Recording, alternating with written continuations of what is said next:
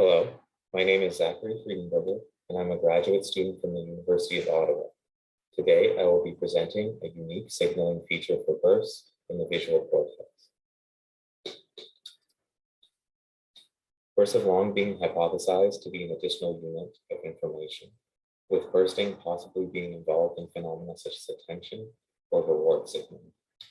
Recent theoretical work has shown that layer 5B pyramidal neurons can multiplex multiple streams of information simultaneously with spiking events, which we define as the occurrence of a single spike or a burst of spike, encoding the somatic input, and the probability of an event being a burst, encoding the dendritic input. Given that apical dendrites of these neurons mainly receive feedback information in layer 1, this coding scheme suggests that burst fraction may be encoding contextual information.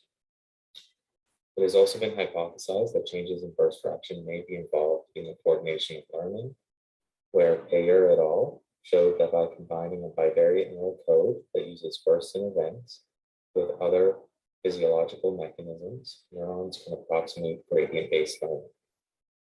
However, it has yet to be shown that burst fraction can act as a quickly changing temporal signal like those assumed by Payer et al. Therefore, we are interested in whether these signals show any significant time dependence, and if so, what exactly are their correlates? To answer these questions, we analyzed electrophysiology data from visual cortex. You can see here a little picture of some neural pixel probes.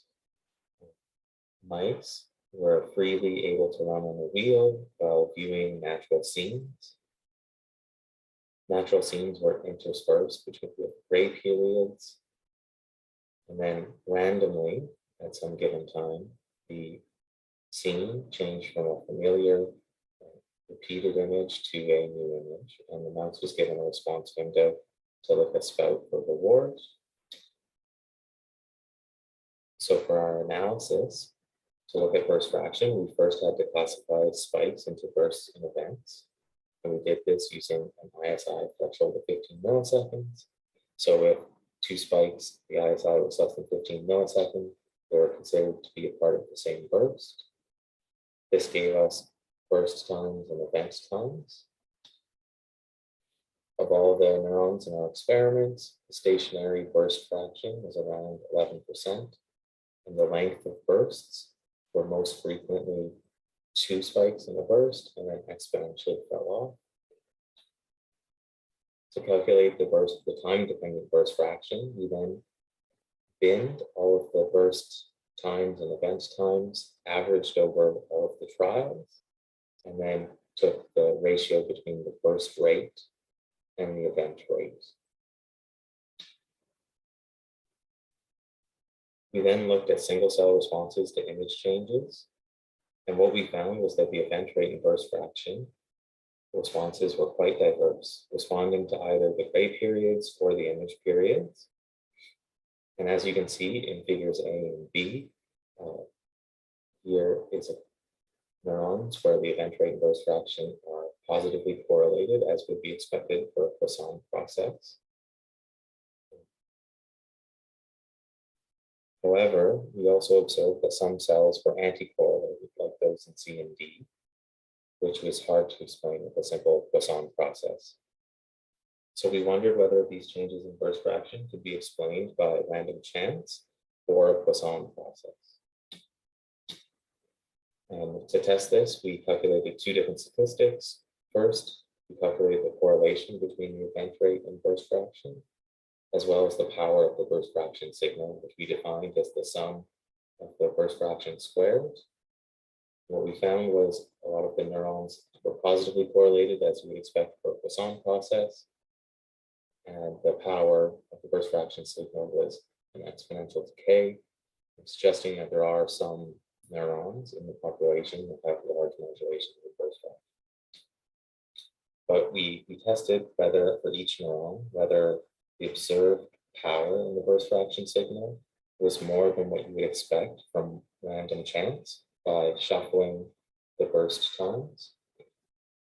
As well, we looked at whether or not the correlation between the event and burst fraction was less than what you would expect from a strictly Poisson process.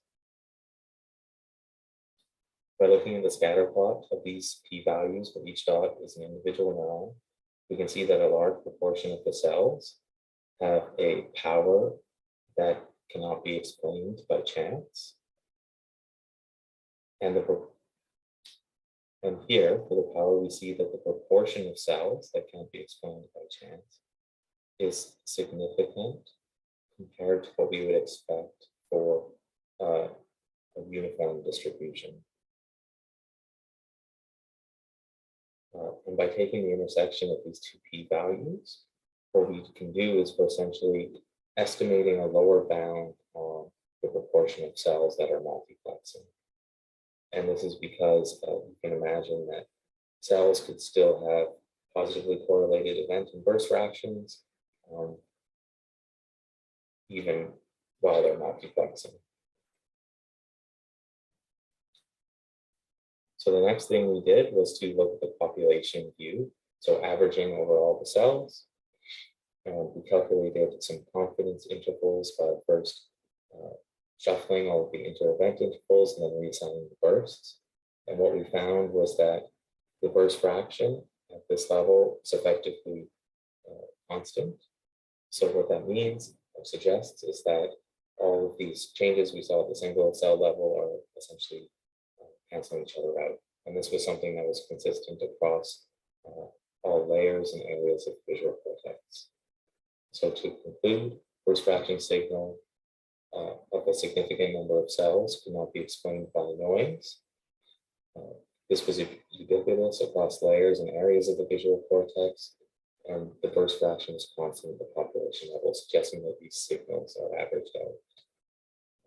With that, I'd like to acknowledge all the people that contributed to this work and our collaborators who supplied the data. And yeah, I look forward to answering your questions for this work.